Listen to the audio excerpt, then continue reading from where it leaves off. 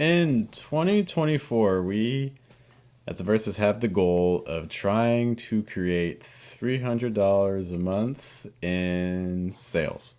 It's not necessarily profit or not necessarily income, but just kind of sales because there's going to be costs. It's our first year of really treating it as a business. So we're not expecting it to, make money this year.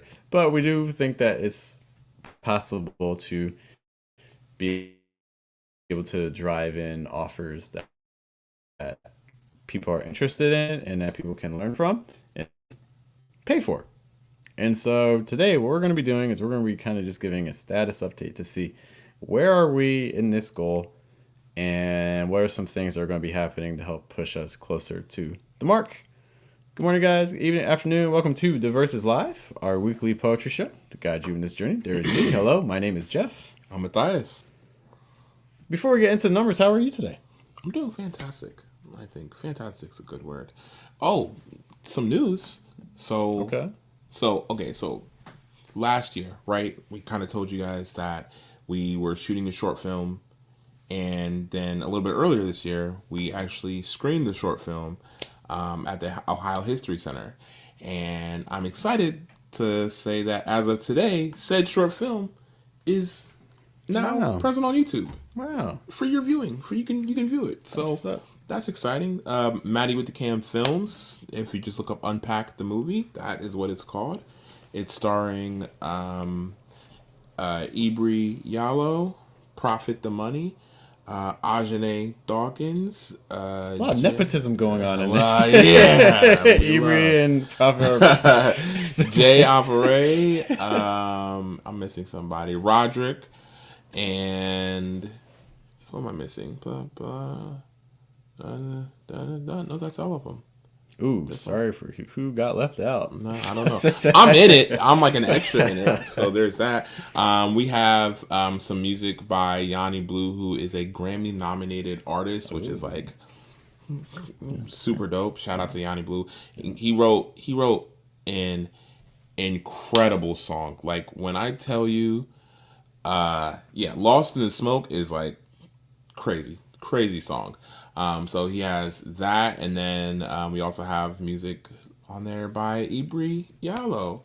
A song called "Holy" opens up the film, so that's super exciting. And we actually shot a music video for "Holy" that is currently playing. And okay, yeah. So sorry to everybody. I think I've been out for like 2 weeks, right? I Something haven't like been here. that. It's been 2 weeks.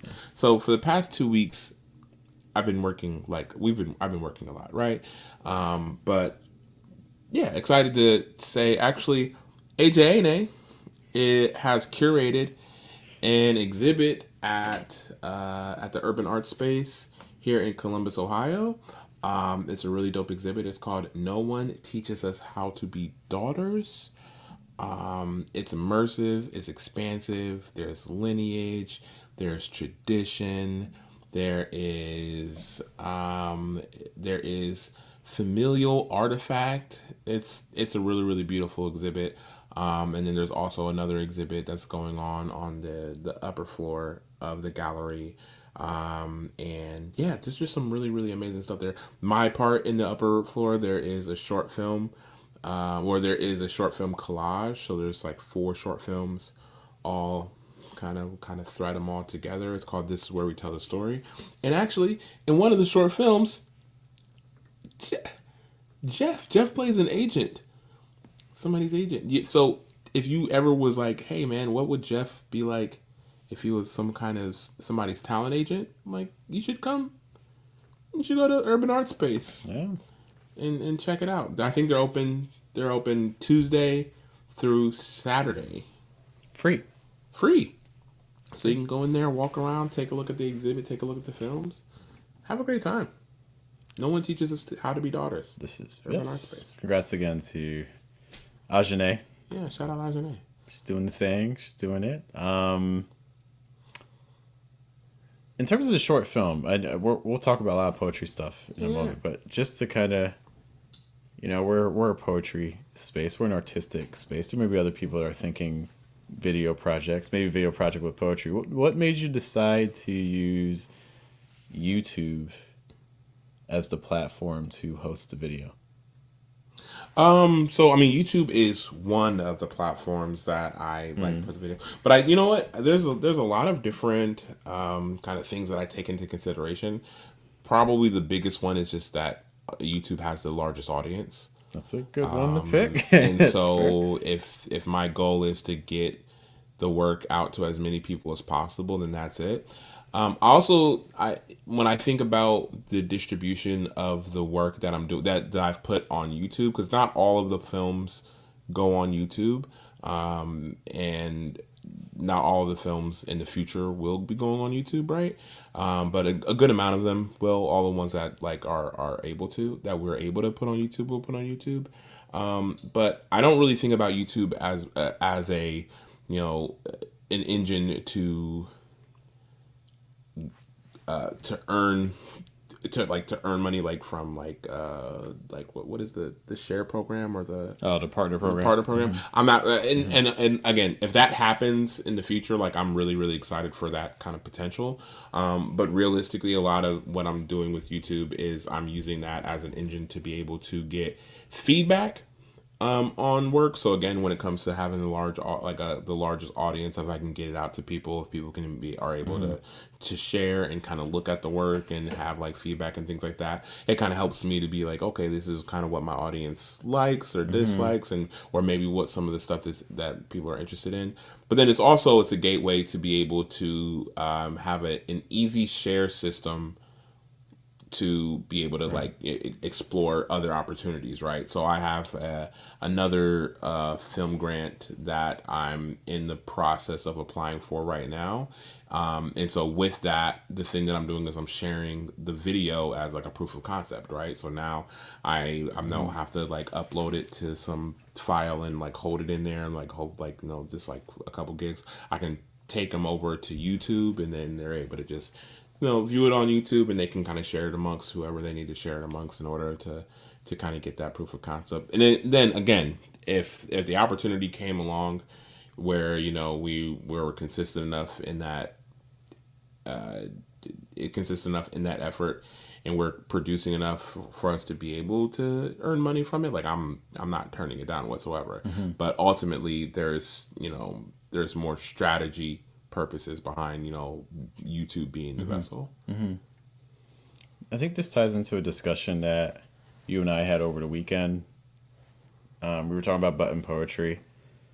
And I think one of the things that makes YouTube really hard artistically, like for posting films, for posting your own music, for posting your own, in the case of button, poems, Yeah.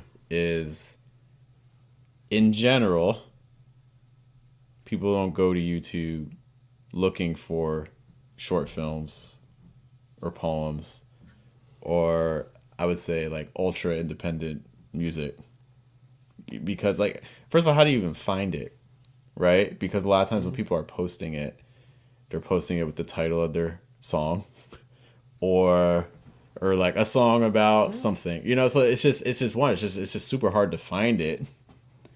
Yeah. And I think also it's just not a lot of times people are just logging in YouTube and just seeing what the home feed is, or they're already searching for something really specific. So the the discoverability is really really tricky, I think, for artists. I think so. I think because when I think about like YouTube, like because YouTube has like a music arm as well. So It I does. think that like when people are posting things on YouTube, like a lot of times, and I've never posted just music onto YouTube, so I could be wrong about this, but I think there's like whatever way that you're posting on YouTube, like there's a way to like post the song itself, and then the song generates in the video Mm-hmm. generator Got it. as like maybe Mm-hmm. just like a black screen or something like that with like the song Mm-hmm. title in it.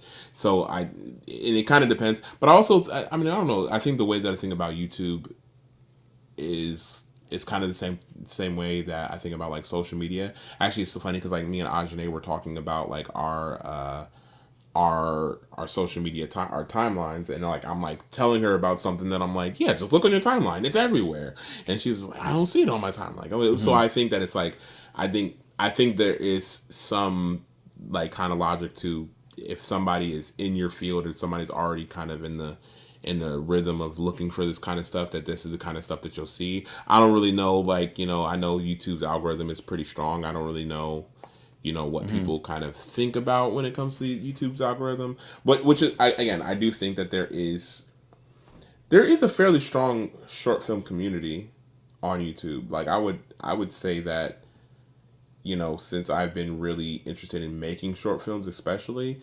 there's like I'll follow creators that are like creating short films, and like kind of the recommended will kind of be right along those lines. Maybe some of them that I'm not like. I think the way that they turn them out to me is kind of interesting, because like sometimes I'm like, oh yeah, I really want to watch this kind of short film, and then it's kind of generating some stuff out to me that's like fairly similar, which I'm like I would, the thing that I would want in a short film is to watch things that are kind of like, do I like them? Do I not like them? Yeah, but I want to see like technique stuff.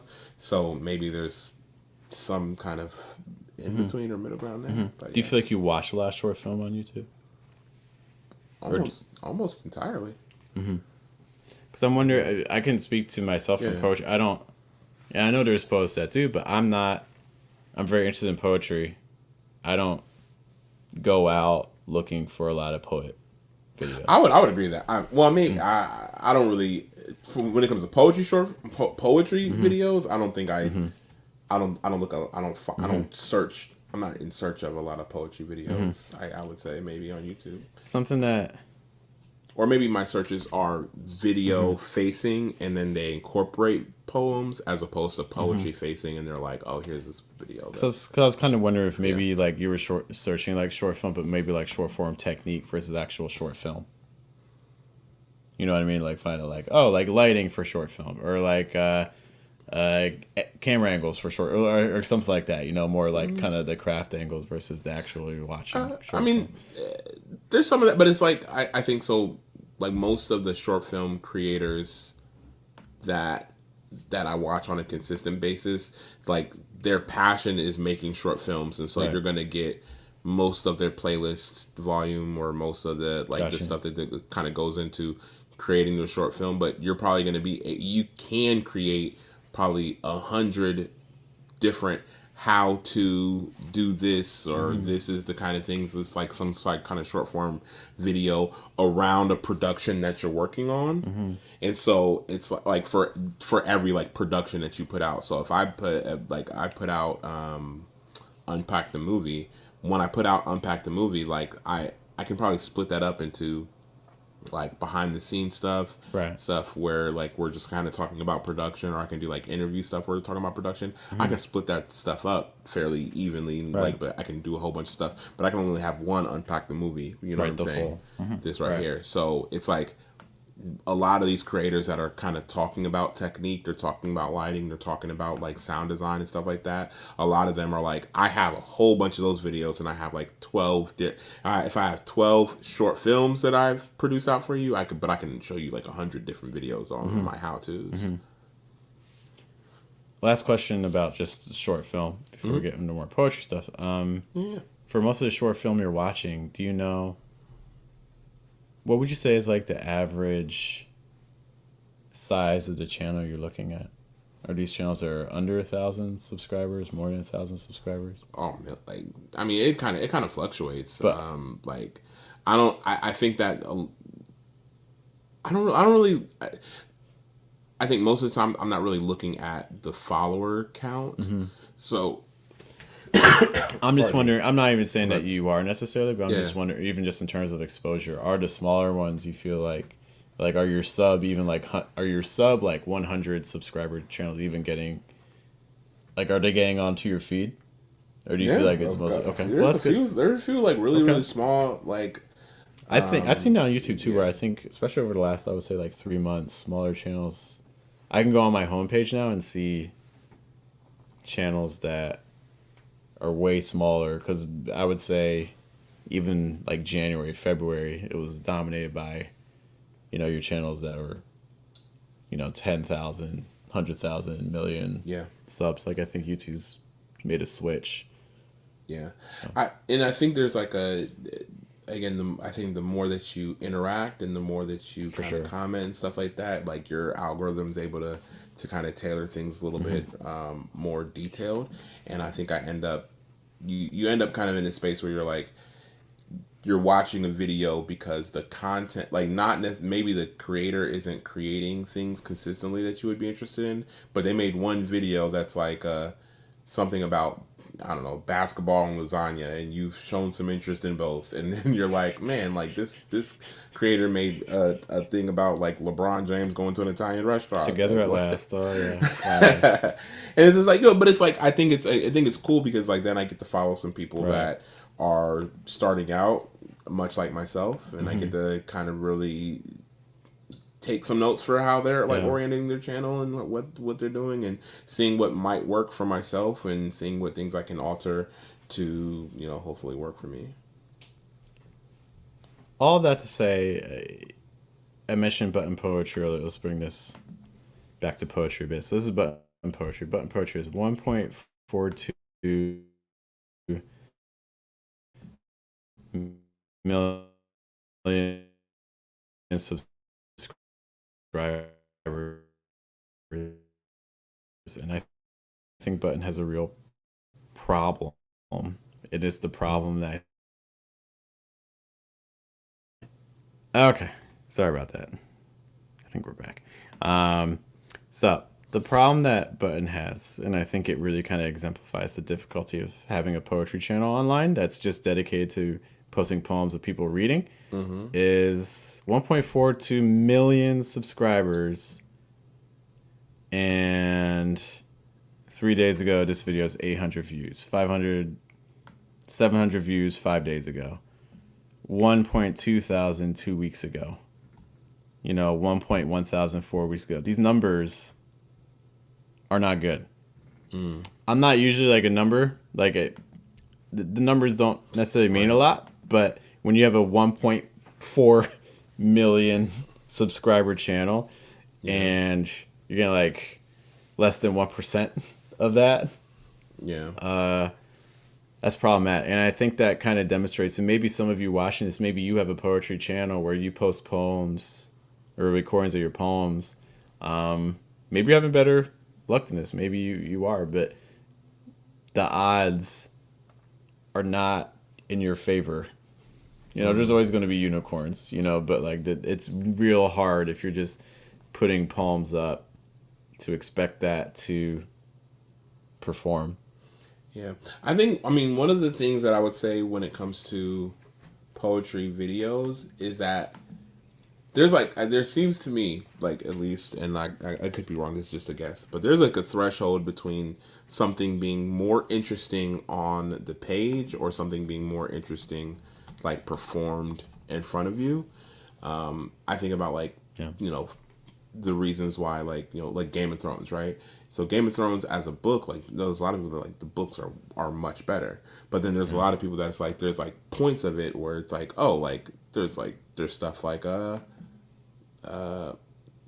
I don't know, like season like 8 and like or season like 6 or 5 or whatever like that. Whenever they stopped using the books, and it was just like people were like disinterested in it. And I think there's like a threshold that you have to meet where it's like this. I'm able to produce a video that's going to be more interesting than you reading the poem yourself. And I think Yeah. it's it's not something that I think is really invested in as much. Like there's and again, that's not to say that nobody will, right? But it's just to say that there is a gulf where there's like, okay, if I'm standing in front of a microphone and I have a camera aimed, kind of corner diagonally at me and kind of up in that button poetry like angle, right? And then the other one is like catty corner me and I'm like kind of standing just kind of off and it's kind of having me at the tilt, have some lighting and stuff like that. How many times am I seeing that that Yeah. sound design and that light design, and how many times am I seeing that, and like is that still an interesting thing to me, Yeah. or is the real utility of that? And again, there's which is not to take anything away because I would just as easily say that, you know, for the individual poet, like me sending this link, if somebody's like, if I'm trying to show like, hey, I should be in this program, I Almost should like be a in this retreat. portfolio almost. Oh yeah, look at this video that I have here. That is this. It's really high. It's really high production, right? You know what I mean? Like there's a really high production level to it, but again, the creativity of like what you're watching is, it's fairly flat, because that's not necessarily what they're going for from these videos, right? They're not going for, let me show you visually what's happening in this poem. They're going to show you the poet and have the audio to match, and you should be kind of set away. I think you also run into issues where I think a lot of the poetry videos you see, just using Button as an example, coming from like slam poet backgrounds, I think slam poetry can run into an issue where you watch 20 slam poems and they can kind of start feeling similar to each other. And then also on the other side too, so you get 20 poems from poets who aren't slam poets but traditional page poets, and you run into the same problem. You know, we have these specific cadences, and people are having a hard time breaking away from them. And then on the other hand, so Jeff Taylor's with us. They're mentioning artistic poetry videos can be distracting from the poems, which I can get to. I could see like so you become like the words almost can fade into the background, and you're just kind of like watching the scene. Like it can be hard to keep both going at the same. And I think time. that's like, so that has to do with like the cinematography and like the storyboarding of the poem, because it's not at all that having a artistic poetry video is going to be better. Like you still have to figure out what to do with these visuals that are going to complement the words and not overtake them, and not like like if somebody has a poem talking about like, traversing galaxies and, laser guns and going through moons and going through space. We've gone from lasagna and but, LeBron to. But if they have all that stuff in their poem, and then like their videos like them in the Old West, it's like I'm gonna be very like, what's happening here, and it's gonna take away from it. So this, you're absolutely right, Jeff. This Jeff, not this Jeff. Jeff with a Jeff. J Jeff. You're absolutely right. I think that like they're and again, I mean, I don't know what the video maybe that you're referencing, but I would say that it's just as it's very easy to, if you get a budget or if you get the time to be like, I want to do as much, because it happens with poems too, right? So like you can have a poem where you're like, I have this point that I want to make, but because you got overzealous with how much writing you wanted and how beautiful you wanted your words to sound and all this other stuff, you could crowd out the point that you wanted to make with the poem, and that can happen again with the video. Jeff Taylor mentioned it's like watching a David Lynch movie. Sometimes I'm absorbing the cinematography and I lose the lines. David Lynch also kind of having some of those scenes of like, what is happening? Yeah. So that's an issue Button's running into. I mean, that's one of the reasons why I no longer have just a straight author website, and also that I even wanted to create the verses in the first place. Is like, at the end of the day, if I'm using YouTube as a portfolio, it's a portfolio for my work, largely for me. Or like if I make an author website, a lot of times it ends up being largely for me. It's not necessarily something that's driving attention to itself, And so I've really kind of been centered around this idea, what's the offer I can make for other people? How can other people benefit from what I'm doing? And I think the reality is that, until you really develop a relationship with a lot of people, it can be hard, I think, for your own writing, as wonderful as it may be, to be something that actively is contributing to other people's lives, in a way that's like super meaningful and something that they want to return to, especially if it's like a stranger, or especially if it's someone that's outside of, the canon, or outside of the types of poets that people are reading nowadays. It's really hard to establish that. I think we really, and this I think will tie into our central theme of the day when we talk about the offers that we're creating for people to reach our goal. Yeah, for sure. And I think for something like Button, because like I don't know if there is a undergirding goal of like in, well, I mean, maybe it's like poetry makes people's lives better, maybe, but outside of that, to be like, okay, like what is the function, because it's like it's an assortment of poets. It's not like It is. they're not trying to put together like a theme of poets, like these are, you know what I mean, although it can feel like that, right? But It can't. I mean, that's why you see that's why you see such wild swings, right? You'll see one video gets 500 views, and then you'll see that one video gets like 20,000 views. You know, yeah. and they'll be days apart. And it's also because it's like there's not like like, because the only consistency is the video's production and not necessarily the person that's in the video. 100%. And so there's absolutely something to, you know, if somebody, you know, if Kaba Akbar is like you're gonna get the views, right? But if like somebody that is, you know, they're maybe on Button for the very first time, and there's some new poet that Button was at the event, and they said, oh, let's put this on the site, like they might not get like a huge amount of views or something. So there's like there's a give and take. Yeah. We have an invitation, by the way. Thank you to What? Jeff Taylor, Garage Poets Open Mic. They're inviting us. Yeah. It's like, hey, let's take it up. Appreciate that. Let's do it. Let's do a tour. Do a feature spot. Oh man, Thanks that's for freaking having me. awesome. Go to Boston. Problem Boston is so north. Like it's like geographically, if you look at like it's really north. It's just so far. The North remembers. It's like, you know, which also just what you're saying about, but like it almost kind of makes me wonder, like, it might actually hurt. And this is just me, just kind of thinking on the spot, but I'm wondering if if it might actually hurt you as a poet in some ways to put a poem up on Button, especially if you're not at an established point in your career. Why is Because, that? you know, because Button makes it very clear just by using the view counts about what poet is in and what poet is not.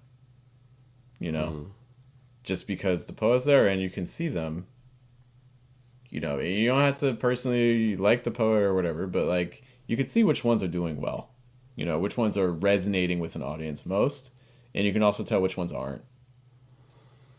Yeah, I think that there's like, I don't, and maybe I'm just talking from a personal perspective, because I think that if I were to open up a poetry video that had like an interesting title, right? So I think that's what it would take for me to get to the video.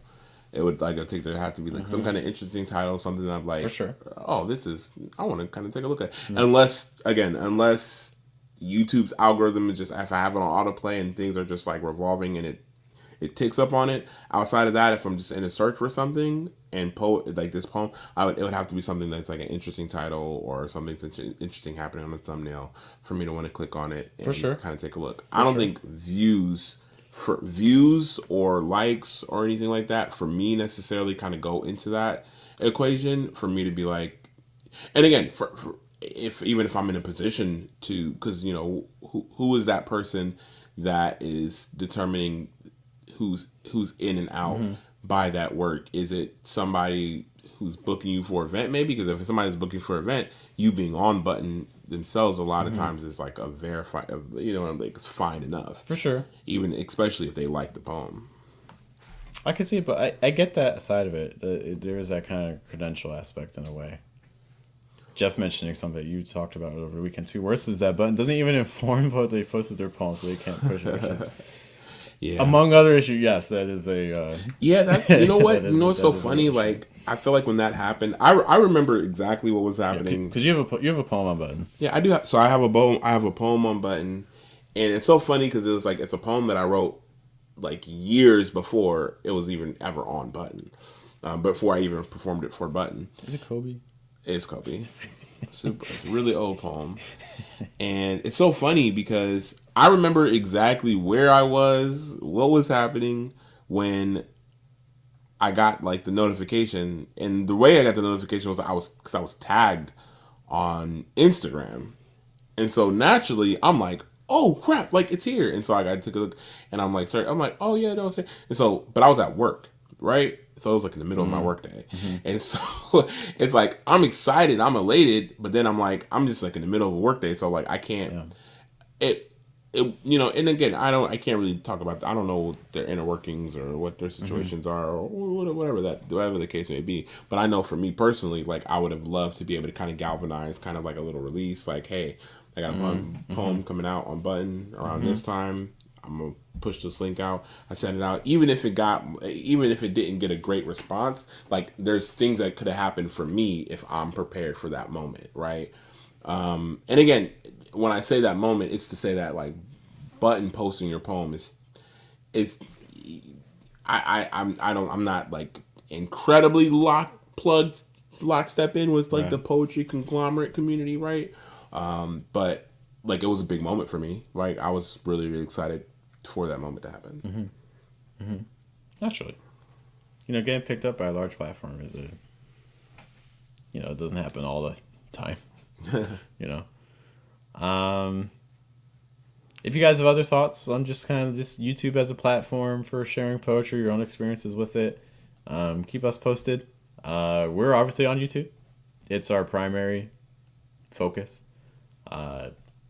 Just because it's the platform I have the most familiarity with, because my main business, we have 2 channels that are not only helping me find clients, but also just sharing knowledge and helping lots of people's lives. And hey, the partner program, I mean, it's not like a ton of money, but like it's nice to be a part of. It's nice to Google pays me a little bit. Look at that.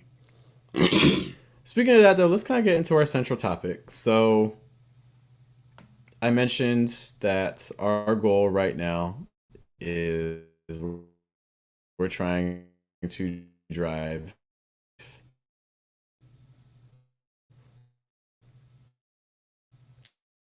I think we're gonna lag spike 1 sec. Yes. All right, we're back. Sorry about the spike. All right, as soon as we want to shift to our main topic. So at the beginning of 2024, I set out with the goal that, hey, I want to, by the end of the year, be able to create $300 a month in sales through poetry-related activities. And there were some stipulations with this.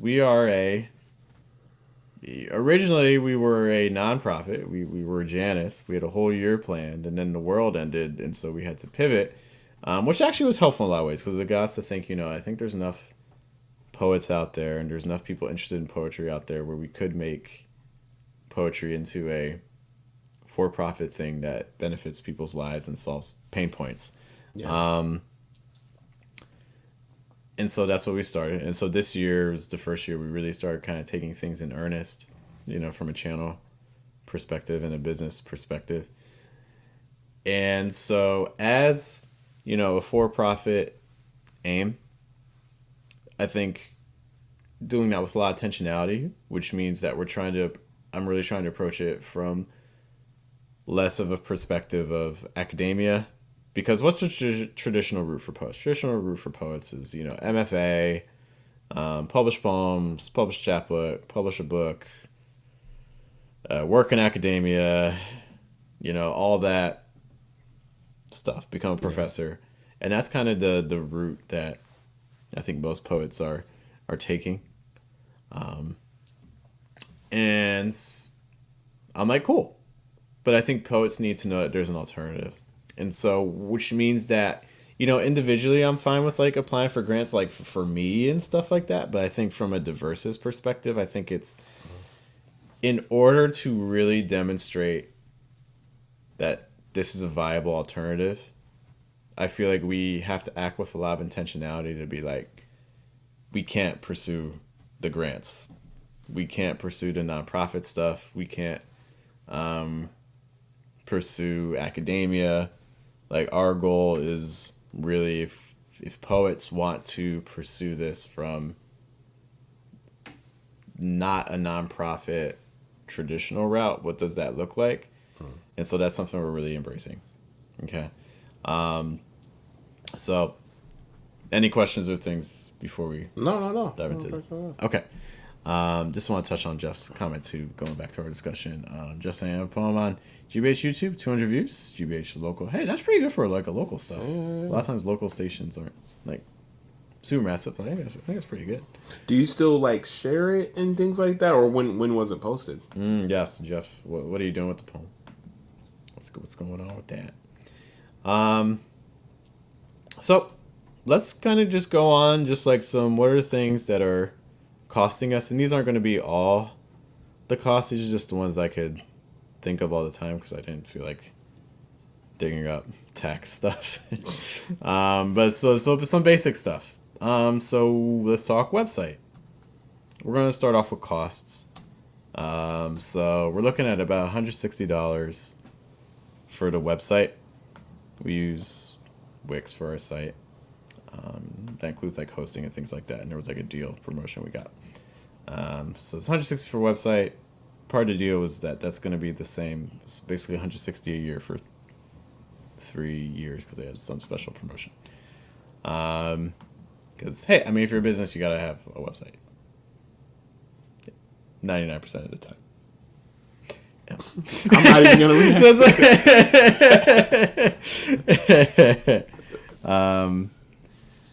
For you, Matthias, Jeff saying they share on social media, post in February. That's cool. Okay. Keep doing it. You know, the other thing too is I think like people do stuff on social media, myself included, and then like they post it once, be like, "Well, I did my thing." I was like, "No, like if you didn't sign on at the right time and stuff like that, no one's saw it." You know, there's all kinds of things that you can do with a poem as long, like again, like it. I take it back to not everything about having the work on YouTube is about having like work that people can see and just glamorize and stuff like that. There's a lot of stuff that, you know, like opportunities when it comes to like making short films or just making work that I'm like, and if I want to showcase that I've done this work before, YouTube is a perfect video hosting space to do it. You know, it has its role. You never know. You know, a video that only gets like 10 views might, in the right situation, that might be enough to feed you for a year. Yeah, listen, you know, I was at a film festival, and at the film festival, like it was myself and actually the film festival, like that was the space where I realized like I needed to have a YouTube. I needed to go ahead and start pushing stuff on YouTube because it was like the other two people that were in the film festival, they weren't sharing it from a file that they had. They were like, oh, this is the YouTube link to the movie that I want to use. And then now, like, you know, if there's a film festival that they want to submit something to, like as opposed to uploading some kind of file, unless it's like a film festival, it's like, oh, this has to be a first premiere type situation. But typically they're just like, oh yeah, like this is the one I want to be kind of featured in this space, and they just send them a YouTube link. And it's super easy. Next, so nice thing about YouTube is also free. So you don't have to use up space. It is free? Yeah. Who's the guy been paying? Not me. I don't know. It was me. He paid me. I said scammed you. Next up, so what are some other things that cost us? So we held a retreat. When was it? April? We held a retreat in April. So to cover that space, we spent $300 for the retreat space. If you can retreat, can you pre-treat? I just treat. That's fair. Just straight treat. Post-treat. Okay. That retreat space, I will note, that was with the Streetlight Guild. You know, it was a 2-day. No, I mean it was a Friday, Saturday, Sunday. So we're basically using the space for 3 days. So that price for that amount of time in the space is pretty good. It's not bad at all. It's pretty good. Some other things that have cost us. So we held, for instance, a poet networking event. That was also a Streetlight Guild. So that was like a 2-hour event. That cost us $50. Just throwing that in there. Not bad. Wait, the rental space for the poetry networking event was $50? Yeah. How long? It was 2.5 hours. Not bad at all. Something like that. That's Scott again. Shout out to Scott. Yeah. Shout out to Streetlight Guild. Yeah, doing the thing. Next up, food. So food for different events we had. So one of the things we ran is we had Pep and Poets. We're shifting gears on that a little bit, which we'll have more information on soon. But Pep and Poets is basically a Sunday meetup It was the first Sunday of the month, and we meet up and talk poetry topics. 6 people were allowed at the table, and then basically it was like first come, first serve. And I'd buy them food, and then we would talk poetry. Pizza costs money. So that's running us about $400. And then some of that's also food for a couple other events. Okay, so it's about $400. How many, like, over the month or over? That's $400 over. We did it 7 times, and then there was also food for like the networking event and like some other random things. So that's food all together. Like that's food all together that all money we spent on food to this point. Okay, food related things through July.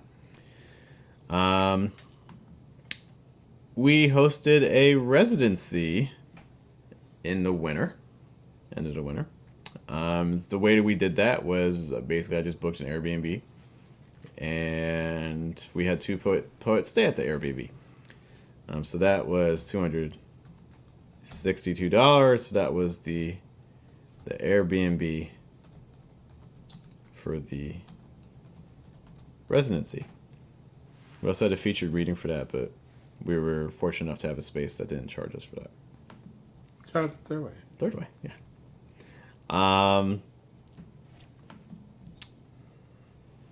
Outside of that, I attended a retreat, so I attended Cave Canem this year, which was free. Yeah. But you still have to get there. So Congratulations, graduate. it's like, yeah, Yay. it's like really sad. I was actually talking to Ariana. No, we're gonna throw that in there. Thank you. Literally was just talking to You deserve Ariana, it. who didn't come this year. Ariana Benson, I'm looking at you. She was there last year. But that covered like gas and travel stuff to Cave. Okay. So those were our major expenses. So in terms of things that we spent money on for poetry, we're looking right around, I'm just going to round up a little bit, right around $2,500 expenses. Thoughts, comments? Just head nods. Okay, head nods are acceptable. Okay. Solid number. So we're in the red. All right, just being honest. We haven't recouped that, but that's okay because first year that's what we expect. This is a business. These are business expenses. I'm not a CPA or a registered attorney, so definitely talk to them. But these are business expenses. So what do we make?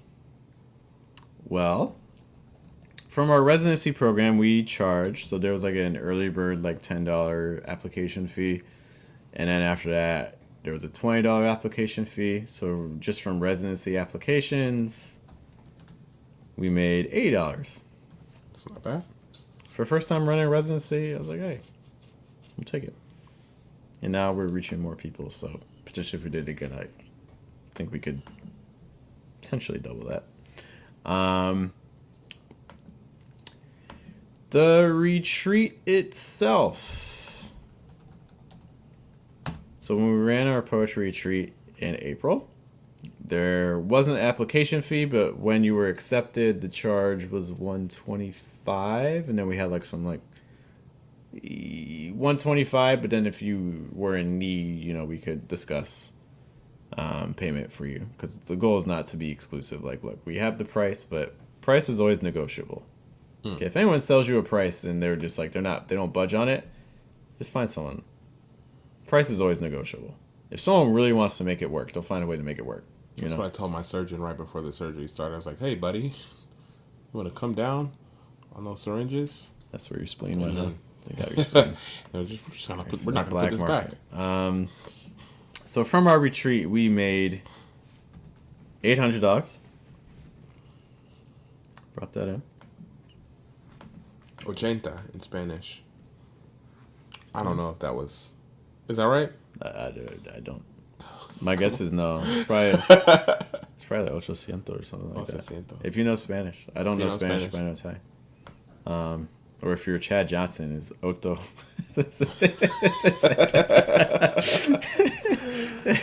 Ocho cinco. But Chad, 85. Ocho cinco. They'll understand one day. Next up, we had Oh, I missed a big charge that we need to talk about. Oh, and also mentioning about doctor. That's the doctor surgery would be cheaper if you bring your own knife. That, It's like, hey, I tried to make that offer. There's just like, it still has steak on it, Matt. you don't This have to is watch part it. of the problem.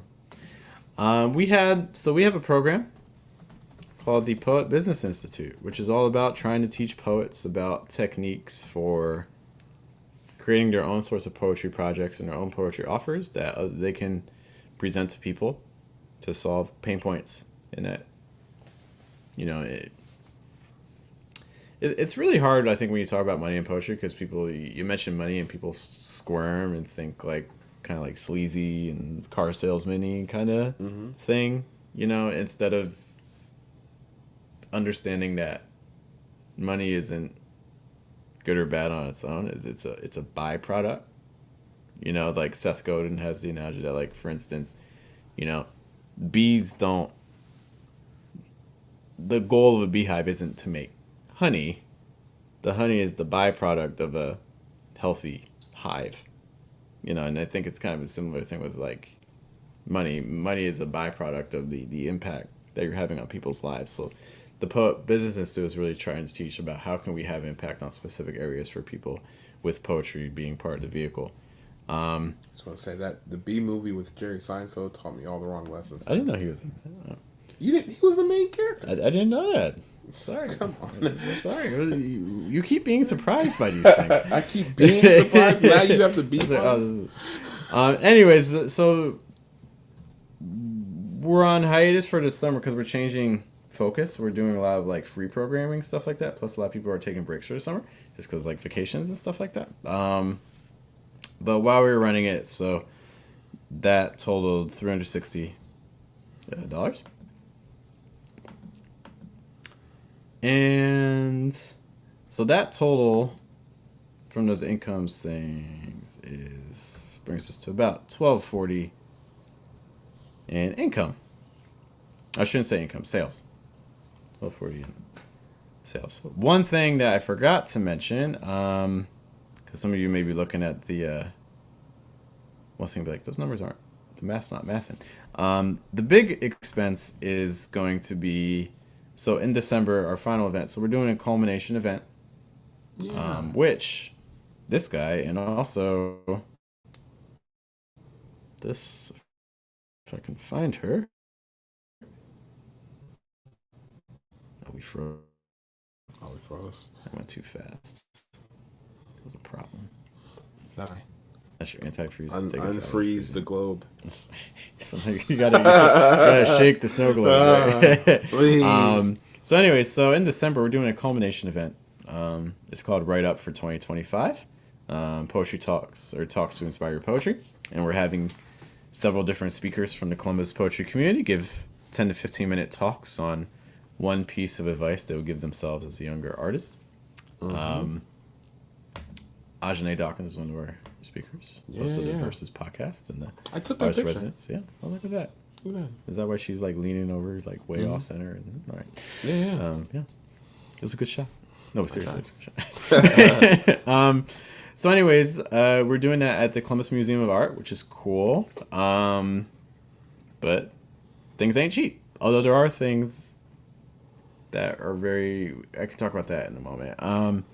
But for that space is going to end up probably costing about, there's some AV things we're figuring out, but that's going to cost probably between $600 to $700 for a talk. Things cost money, And then on top of that, there's the speakers, right? So each of the speakers is getting $80. And there's 5, potentially 6 speakers. So, I'm just going to round up to about $500 for speakers on top of that, right? So yeah, things ain't cheap. But I think in terms of poetry events, one, Columbus hasn't really had a poetry event like this before. And I think venue selection is really important, because there were some venues I was looking at and it's like they would have been cheaper, but it's not it's not the vibe. You know what I mean? Like Yeah. the presentation is really key. And this is going to allow us to do some things, and then it also helps us kind of establish a relationship with the art museum, which is Yeah. cool. Speaking with them, there's lots of things that I think could potentially lead to some interesting opportunities. They do a lot of things with partnerships, but the way their partnerships work, it's not like anyone can just be a partner. It's a lot of, I mean, it really comes down to networking, meeting people, and then people see what you do and be like, hey, I like what you're doing. Let's work on something, Yeah. you know? Just based on my meetings, I've had a couple of meetings with our museum, and they're like, we can't just partner, but just talking with the guy who handles a lot of those partner events and things like that was really, really insightful. There's also spaces inside of the art museum that are actually free to the public, which I think Yeah. is really interesting that a lot of people don't necessarily know about. So I think there's one of the things I want to do with our Pep and Poets, so again, our Sunday meetup, is switch it up a little bit to do like a monthly like ekphrastic exercise at the art museum, Really cool. and like to like draw people to the art museum on days. I mean, they tend to be crowded, but days where they get less attendance. Like for instance, on a Sunday, Sundays we have free Sundays at the Columbus Museum of Art. But what if we were able to bring in a group that's willing to come in on like a Saturday or something like that? So the art museum sees like, oh, you're bringing people to us on a day that We charge. Yeah. in charge and things like that. You like trying to find ways to be meaningfully helping everyone, and things like that. So yeah, the December event is obviously that's going to be the most expensive poetry event I've ever done because it's going to cost us, $1,500 ish. But at the same time, I mean, those talks are going to be recorded. In a pre-premiere setting and things like that. Yeah. So it's something that for all of our speakers, I can't. Unfortunately, I'm not at a point where I can pay the speakers what I would want to. $1 billion. We're just not there yet. My lower end. But at least it's something like, hey, I can give you this payment, and I can also give you something that's really, professional quality. I'd be willing to say kind of like a TED quality recording, that is professional. You can add to your portfolio.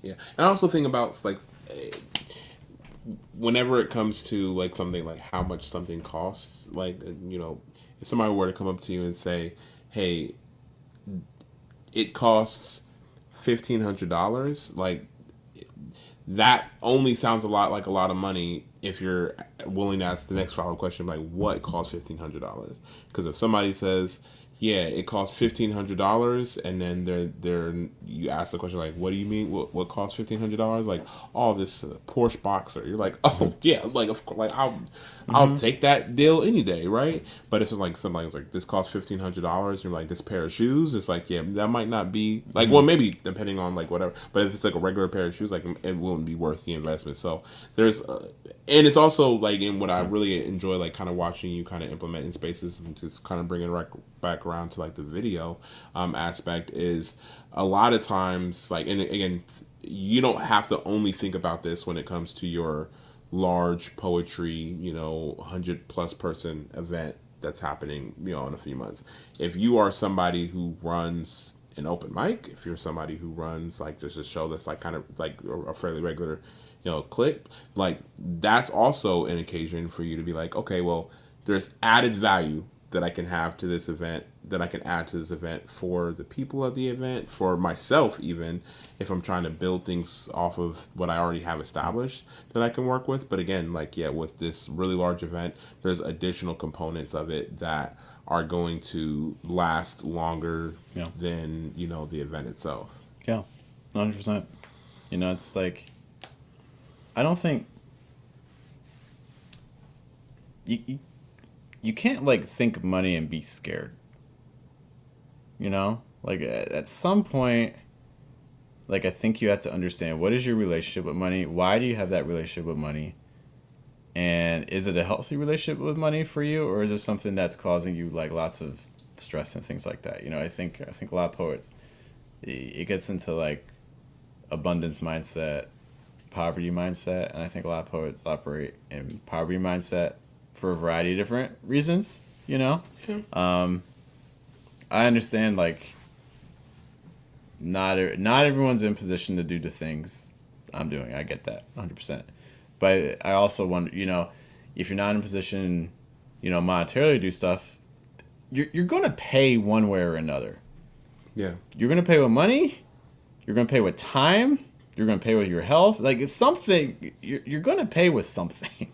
Yeah, and then I guess again bringing it back to like things that you can do, right? So when it comes to if somebody is already running and operating an open mic, right? So like let's take it up to like the scale of like the event planners. Maybe the event planner, maybe you're not saying that like I have the funds to be able to open the doors for this really large scale event. Like maybe that is not what you have in the cards. But I'm like, have you invested in what you could do for your show that would bring you in any additional side income or it's additional side value? Because if you think about this, if you have the ability to produce this kind of work, maybe is that a service that you could be able to provide to artists individually, and then you bring it down to the artist level. Like as an artist, like a show or an event that has like 100 people that has like these speakers, that's just a general good for your city. That's for especially for the artists in your city. That's something that you can look at and you can say, well, hey, I'm going to get some education. I'm going to get maybe some kind of like what would I call it, networking. I guess that's like the most general thing, but you're going to be able to network and be able to like have this community like kind of around you in that respect. And I think that's like once you put those things together, you can really kind of see where more people would want this event to happen than just you. And so then you'd be able to pool resources. And so maybe you are like, I want to do these 5 things for this event in order to bring this event forth. And maybe because somebody sees the general good that's going to happen from this event, they could take one of those things off your plate. Because it's not about the income. It's about, what is the pain point you're solving? Yeah. How are you making other people's lives better? How are you helping other people get something that they want? Yeah.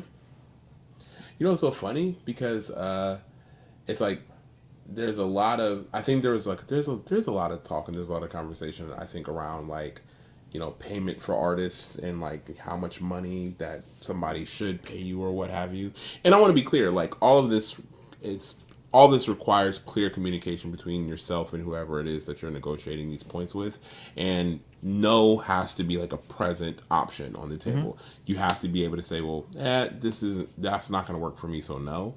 But I think a lot of people cut themselves off from opportunities because the thing that they're thinking about is like, what are we exchanging this money? And again, there's some people that are past that point in the opportunity space, right? So there's plenty of people that like if you are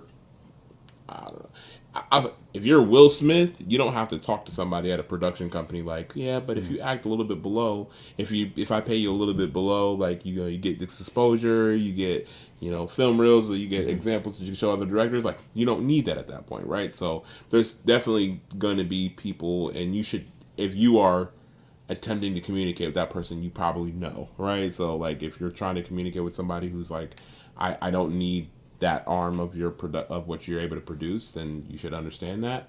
But yeah, there's been plenty of times where I've been in a position to where like, okay, this person's not necessarily paying my rate, but there is something that they are offering that's outside of my rate that only they can genuinely offer. And if they're the only people that can genuinely offer this service that I can use, that I can develop, that I can do whatever I need to with it, then perhaps it's worth it for me to do this event, do this gig or what have you.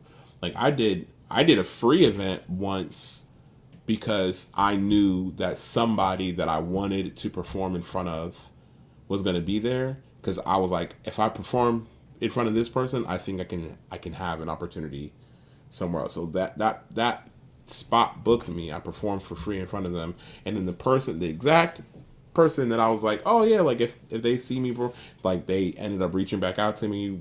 I booked a couple gigs through that. So it's just really about like what you really have to weigh the cost there. I think if you're looking for like partnerships with something, so like maybe like you can't pay someone what they normally would expect or something like that. Or maybe you just want to like collaborate with someone for whatever reason. Don't just like reach out and be like, hey, I want to do something with you. That's not helpful. Yeah. Because I don't have time to like brainstorm with you on your plan and like think about what it is that you want to do and figure out what your goal. Like I don't have time. Like the more specific you are, like especially in terms of the offer, be like, hey, I can't pay you this, but I can do this, this, this, this, this, and maybe I've already done this, Yeah. you know, for you, you know, or maybe even try to start that sort of talk earlier, just like, you know, not without any expectations back, just be like, hey, I saw you posted like an hour-long interview on YouTube. I made a short for you that you can post on your social medias, just to spread it, you know, and just something to kind of work on, just that relationship. Yeah, I think there's a lot of. I think Okay, so there was. This is like a kind of a. Not it's not a tangent because it's relevant. A few years, like not a few years ago, like probably about like 6 or 7 years ago, maybe more than that. I was working the door at the Nest open mic, and somebody came into the door, and they looked around. And they're like, "This is an open mic," and I was like, "Oh yeah, it's only $5 to perform." Back when open mics were Yeah. $5. The Nest is best. Mad inflation. Yeah, yeah, but yeah. Up to To be clear, I have only paid for 3. My first 3 Nest open mics are the ones that I paid for, and I've never paid since. But for you guys, but yeah, no. So, but yeah, I was like, it's $5 at the door, and you can get on the mic, you can perform, it's whatever. And he literally was just like, oh well, people typically pay me to perform, and I was like. My question wasn't like, well, we're not. Like, I was like, oh, well, who you are? Like, maybe I can look you up, see what it is. Like, no, I'm out of here. That told me a couple things. Because here's what you got to understand about that exact situation. If he would have told me that, and then he would have been like, hey, just look on YouTube, this. And I pulled up a video, and it's like 10 million views, and all these comments, and he's this huge poet or something like that, and poet and just misses me, right? For like an instant, like I'm like, I may not know who you are necessarily, but you could be huge. And so I'm like, oh yeah. In that instant, we probably would have let him like, oh yeah, let's let you rock. Like you're clearly big. You got something to offer to our audience. Because in that situation, it's like, okay, you have somebody. You're somebody that has a lot of impact. I don't know the quality of your poems, but I will put you on an open mic. You know what I'm saying? And I just think something like that, where it's like, yeah, like you can have an outweighed influence or an outweighed value than that $5. You know what I mean? Like that $5, it's great to have that $5, but maybe you're coming in and you have this status, and maybe you offer something to the audience that is really valuable, that we really want our audience to have, because we really want the audience to have that kind of experience. And yeah, so as soon as he walked away, he was like, no, like just let us know that he understood that value, because he understood that arrangement, because he said it. You know what I mean? Like he understood that if people typically pay him and he's really this big, then like, okay, we would let it happen. Mm-hmm. Yeah, we just to say, just kind of understanding that value, so just an understanding that like money is the most direct vehicle. So I want to be clear, like, don't get into the rhythm of feeling like you can dictate people's like value monetarily. even if somebody just wants it to be simple, like they're like, I don't want anything else. I just want money. Because there's plenty of people like that, and it's like that's perfectly fine, right? But I think there's a lot of times where people are like, now you get upset because you're like, oh well, you're not worth like this much. But I'm like oh no, well then, listen, if somebody has never gotten an open mic before and they've never done anything before, and they step to you and they say, I want to be paid for my poems, I want to be paid $700 a feature for my poems, and I'm not settling for anything else, I'm gonna let them do that. There's nothing wrong with that. That's what I'm saying. There's absolutely nothing wrong with that. Like and the thing is, because if it works out for him, then it works out for him. I have no idea, right? But understanding that again, that's the reason why no has to be a viable, non-contentious option. No can't be this like, oh no, so now we're not friends anymore. No, now I'm going to talk like no has to be a like I guess it's just not going to work out. But I wish you the best. Sometimes a no is the most generous thing you can do. I mean, when I first meet, the way I handle it when I'm working with clients, typically with like my teaching students, but even like with poetry related projects, like my goal isn't to take on another student. My goal isn't to take on another person for a poetry project. It's more work for me. It's more work for me if I say yes. If I'm saying yes to agree to more work. So like if I'm taking on someone, then it's like I feel the burden is worth it. You know what I mean? And so that means that if I'm taking on a new student, I gotta make sure that it is worth it for me. Because like, for instance, I do a lot of pronunciation teaching. And so students come to me, and some students aren't actually interested in pronunciation. They're interested in public speaking, or they're interested in just confidence, or they just want to work on just talking more. Cool. That's not what I do. I don't feel like you paying me so I talk to you. I've got way better things to do with my time. So like when those calls end, it's a relief, because like, thank God, I don't want to take on this client who's doing something I'm not interested in doing. That's when you start getting into those rates where if you're getting into those sorts of projects, that's why you kind of have to charge like crazy rates to try to scare people away. But like it's like, for instance, you have a leak in your faucet and you call a plumber, and the plumber's like, $2,000. It's like, what? It's a leak in my faucet. That's just basically the plumber saying, look, I don't feel like coming out to fix your faucet, but you pay me enough money, I'll do it. Sure. You know what? If you pay me, like if you bite this, fine, I'll come out, and that's okay. So like, putting yourself in those sorts of positions, I think is honestly, from the person who's providing the offer, it's the most generous thing you can for sure do. Yeah.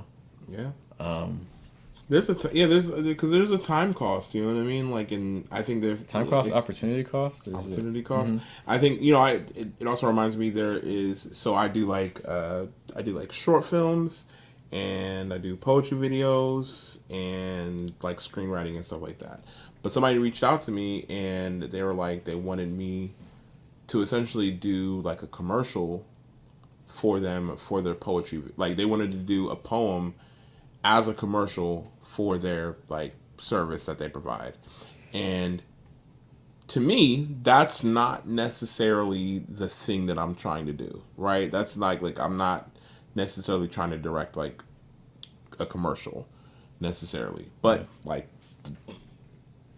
I put out my price. But also the thing that I did, which was like, I think that was interesting, at least for me in that space, is I didn't really think about it as my creative ventures with like Maddie with the Cam Films. I thought about it as like an escalation or an increase in my services for Maddie with the Cam, which is like photography. So I'm like photography, and then there's like videography. So that's still commercial. That's still work that I'm doing for like for income. And I'm like that I think it transitioned it in my mind. So like now I'm not like disinterested in working with it as a filmmaker. I'm interested in being like, what let me set up a format to create this simply and easily and quickly. I can give you a call sheet, schedule, shot sheet, everything, and that way, like, it makes that entire exchange a purely business exchange as opposed to a boring creative exchange. Or what? Not a boring, a less and a creative exchange that I'm not interested in. Like, I'm not interested in producing that. If I were the person like proposing that to you for the service, like I think that's also kind of just demonstrates the how when it comes to like sales, like it's very two-sided. Like everyone's trying to navigate that. So like if I really like you and I really wanted you to do my project, the better understanding I have of you also changes how I come to you as a client perspective, because it's like I can pitch to you like, hey, like I know this isn't something you normally do, but I actually think this actually kind of could align with some of your professional goals. Like it could be something that helps you branch out into another area of videography that down the line might actually be really beneficial for future projects. You know what I mean? So like something that like if a student came to me and like was able to make the argument about how we could tie in pronunciation through like speech and like conversation in a way that's really effective, it's gonna be really hard. In case I have any students who happen to be watching this, that's going to be a real hard talk. But I'm open to hearing things. If you make the right pitch, everyone's pitching. So it's like I think that could be something that's helpful to keep in mind as well. Whether you're reaching out or you're the person being reached out to. I know it's getting late, so I kind of want to talk about where we're going from here. So I ran some numbers, and right now we are looking at so our income right now is about $12.40. Granted, I've spent money already on some of the December stuff, but I haven't. There's going to be like ticket sales and things like that. Ideally, we're trying to fill a minimum of 50 seats. The real goal, I'd like to try to push 100 seats, which is going to be a push, but we're starting early, so we'll see what we can do. So that's going to be able to drive in. If it were like, imagine, if we were able to bring in 50 seats at $15 a pop, so what's that, like another $750. I'm thinking doing like 15 for early bird and then like 20 after that for seats. So I don't think it's a stretch for our December event to potentially bring in $1,000 from that, if not a little bit more. In addition to that, there's a couple books I'm working on. There's a chapbook I'm working on, but that's probably, for that I'm probably going to aim more traditional published. But there's also like, there's a book of little craft essays I want to work on. I don't know if I'll be able to finish it this year. But that is something, I kind of want to have something for different modes, like a chapbook that's traditionally published, a craft essay book that's self-published, and then the full-length collection that's traditionally published as well. It's like to have different, I need to get experiences with different modes of publication. I do have a pronunciation textbook I made that's self-published, but I want to get experience with like from the other side. So that's going to be something that I think can also be potentially some ways that we could create some offers for people. I would like to hold at least one more retreat before the end of the year. So potentially that is another area that could generate, $500 to $800, $1,000. Also, that would cost money for venue and things like that too. Besides that, potentially holding different like workshops and things like that. So I don't know. So again, the goal is $300 a month. Right now, we're bringing in about $12.40 divided by 7 is, we're at $177 through July. $177 a month. So more than half. Look at that. In theory, more than half. From the big goal. So I think it's realistic that we can hit it. I don't think it's like a huge reach.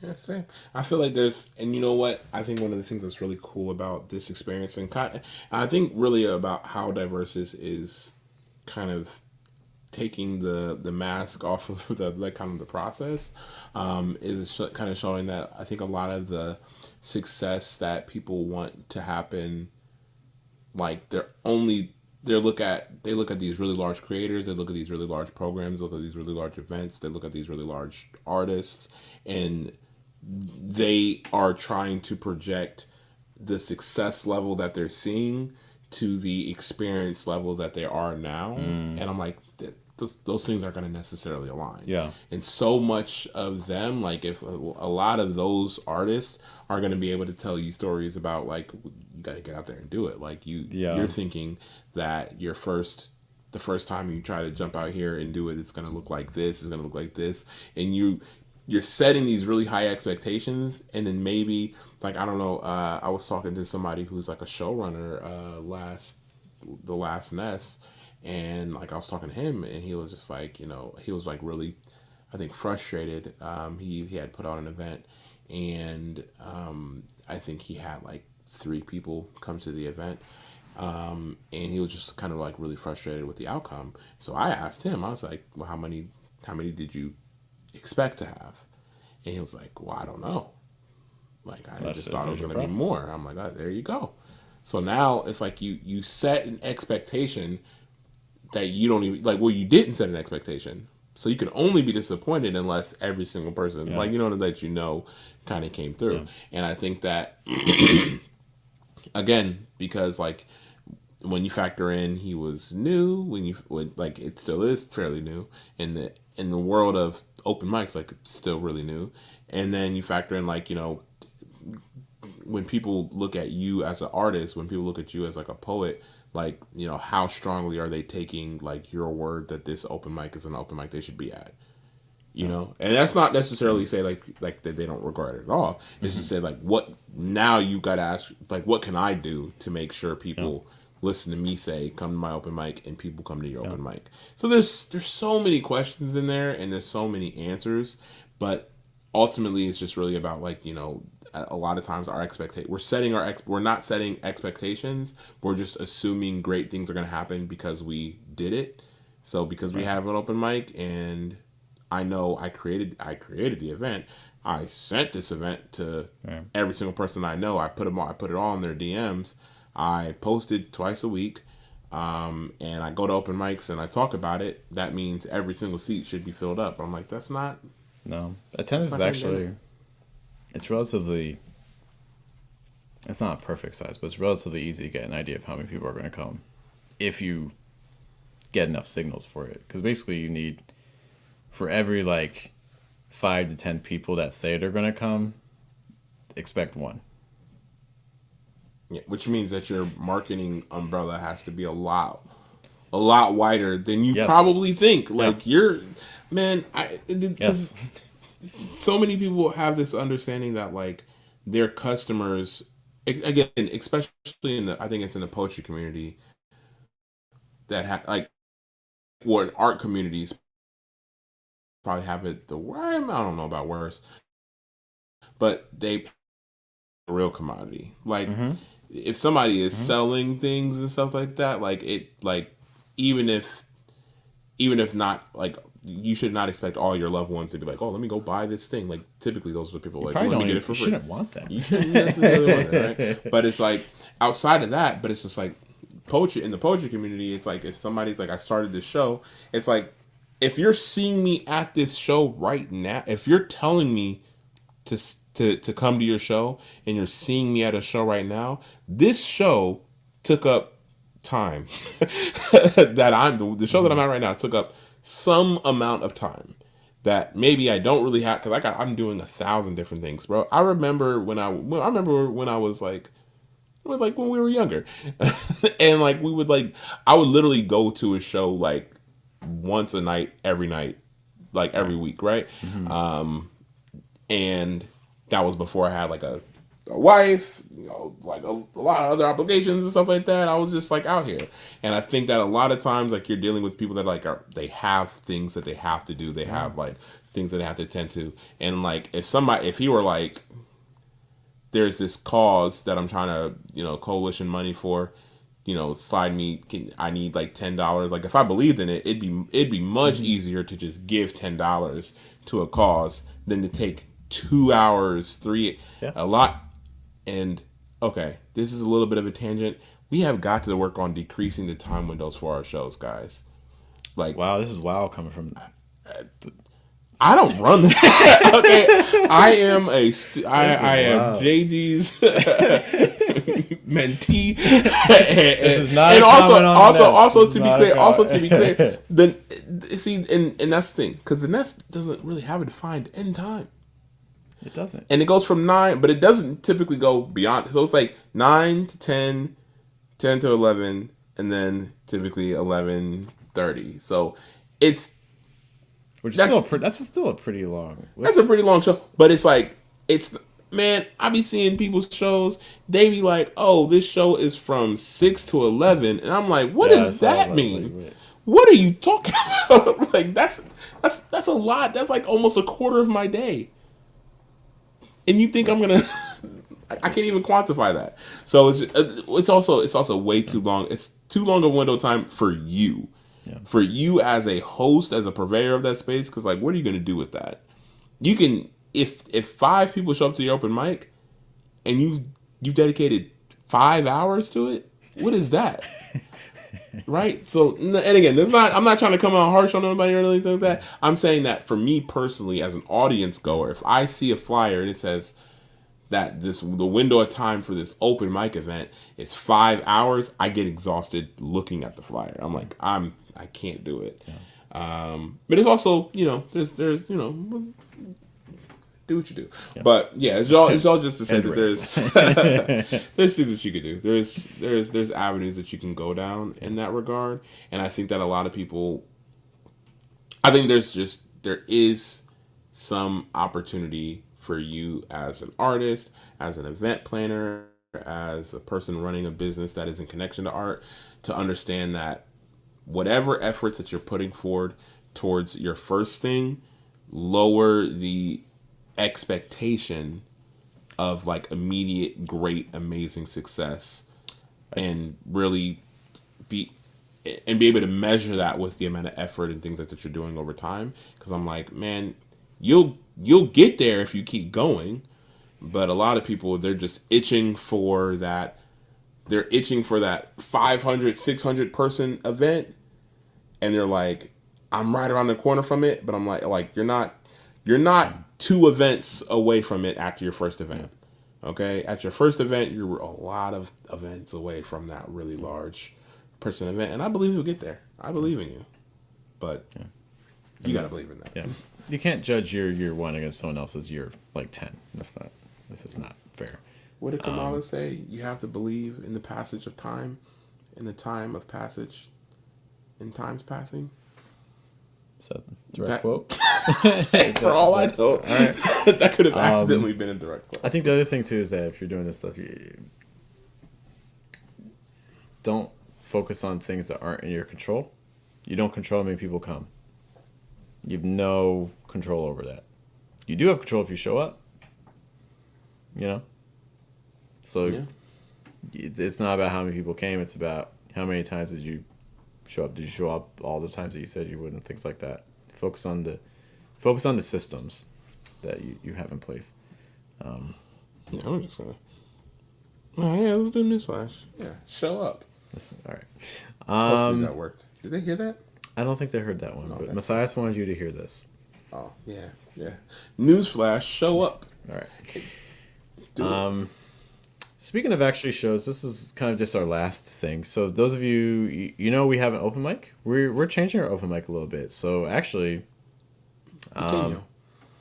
Well, actually, yeah, because it's kind of a small open mic. So I'll say like we're changing it a little bit. Yeah. But it fits in many different layers. So we're shrinking the open mic a little bit. So I'm capping our open mic on Fridays to, I'm still deciding either 6 or 7 poets. And we are instead focusing on the poets who are performing, focusing on the video production. So performers are going to be recorded with our cameras and our microphones. And we're not going to, right now, we're not posting them online. You do have to sign a waiver and things like that. But the goal is to give poets, all those who perform, their recording so they can do with them, you know, and spread them online and things like that. So this is something that